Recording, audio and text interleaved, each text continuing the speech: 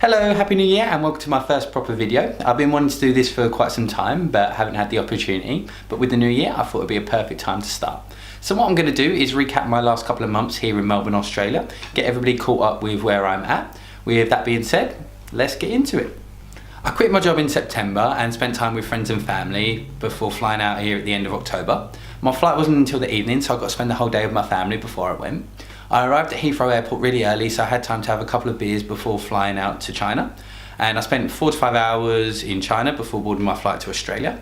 So that took my total journey time to about 24-25 hours. And because I knew I was going to be travelling for that long, I had a change of clothes, some toothpaste, hairbrush, that kind of thing in my hand luggage. And when I got through security checks in China, the first thing I did was go to the nearest toilet and start to get changed. But when I opened my bag, the first thing I pulled out was the see-through bag that you get for your liquids when going through security, except it wasn't see-through anymore, it was pitch black. The pen that I had in there had exploded, so I was worrying a bit whether it had got on my clothes, onto my laptop, and basically covering everything. But luckily, it all stayed in the see-through bag, and the only thing that was affected was my toothpaste.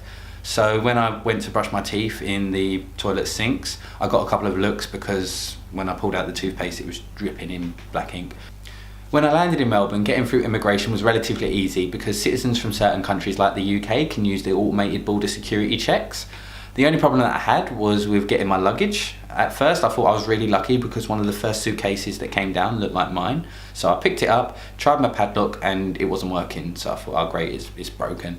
And then I saw a sticker on the suitcase and realised that it wasn't mine. So I chucked it back on the carousel and waited around for mine. I was waiting ages and ages and panic was starting to set in because I was thinking, what if the other family had seen my suitcase, thought it was theirs and had taken it, and then I'll be left without my clothes, everything. And all these different kind of scenarios were going through my head. And then eventually mine did arrive, so that's lucky, but it was broken.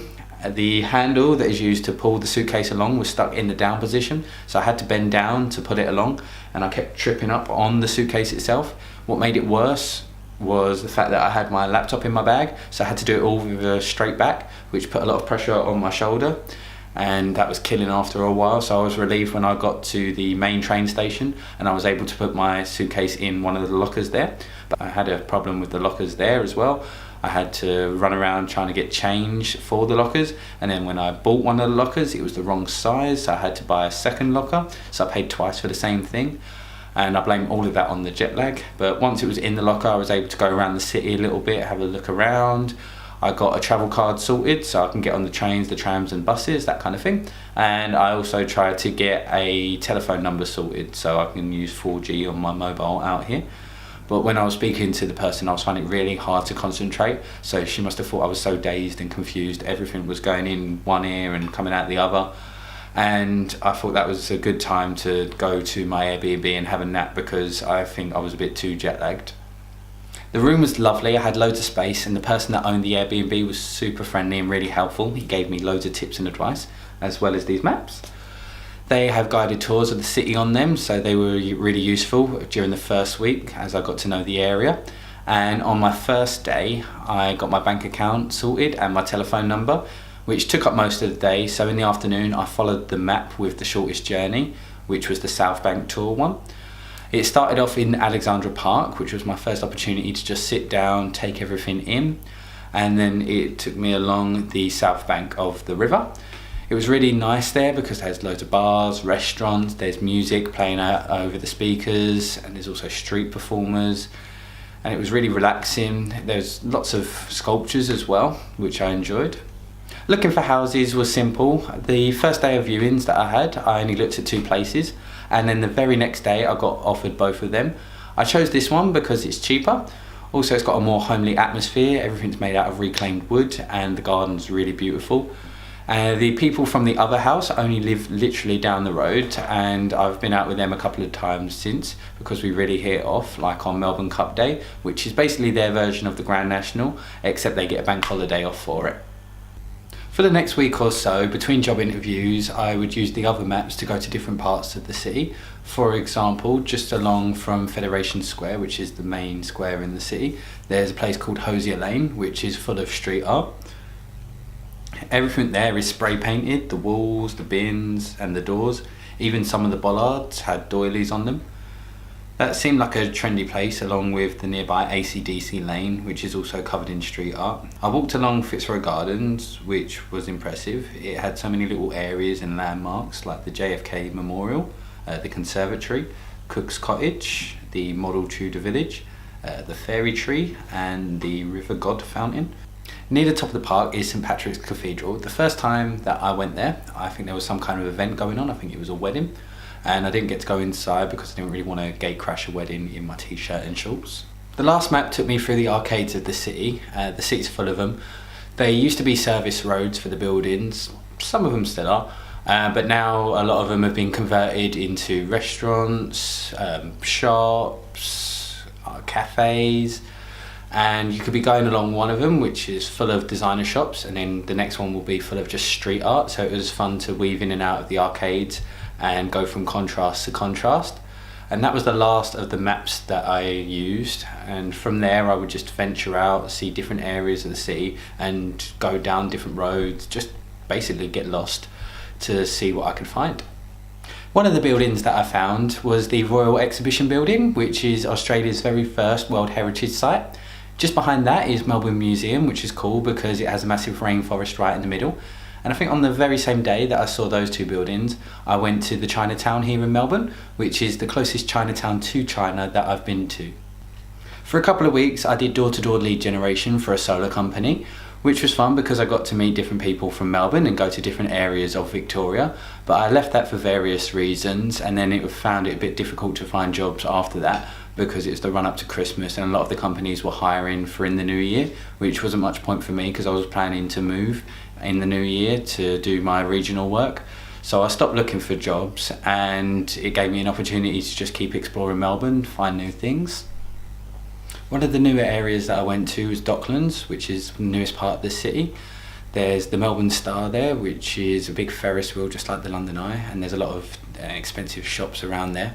Most of my time I've spent going to galleries, museums and parks. My favourite part of the city being along St Kilda Road because there's parks on the left and galleries on the right, and it's just a long stretch of road.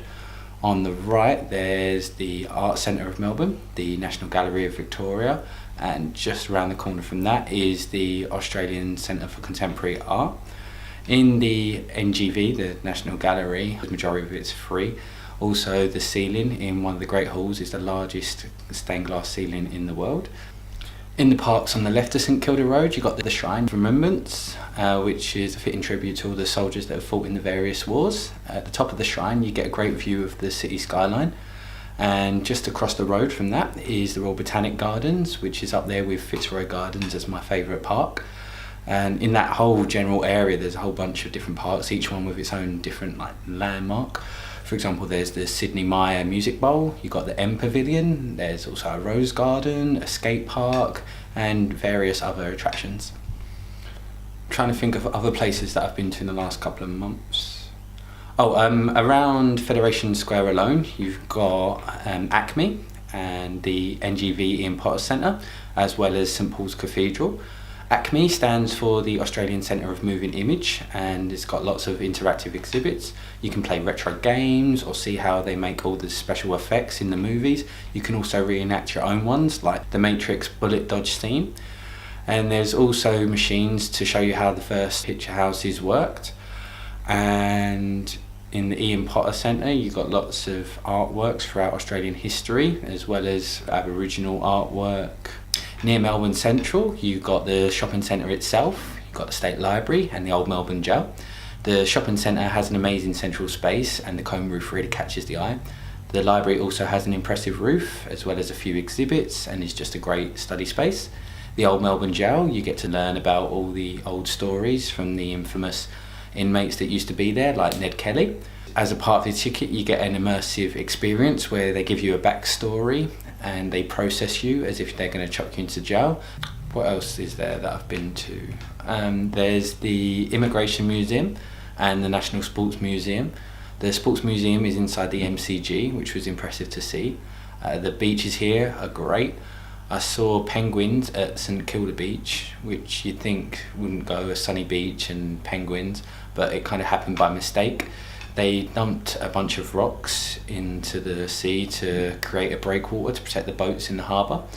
It turns out it's the kind of rocks that the penguins inhabit, because in the summer they moderate the temperature perfectly for the penguins, and during sunset they all come out and you get to see them, and there's people shining red lights to show the penguins, because the penguins can't see as much on the red spectrum of things, so the light doesn't spook them out. I've probably missed out on a couple of things because I'm trying to squeeze 2 months into about 10-15 minutes. There's also things that I haven't recorded, like Skyping with my family, hanging out with friends, going on nights out, that kind of thing. But other than that, you're all up to date with where I'm at. This video was recorded just before Christmas. The next video will cover what I did over Christmas and my birthday and New Year. I hope you've enjoyed this video. Thank you very much for watching it. If you've liked it, just give it a thumbs up. If you want to leave a comment, you can do that too. And if you want to follow me, you can always subscribe, or you can follow me on Instagram, Facebook or Twitter. And there's also my website, www.townsendtours.com. Once again, thank you very much for watching. Explore and enjoy.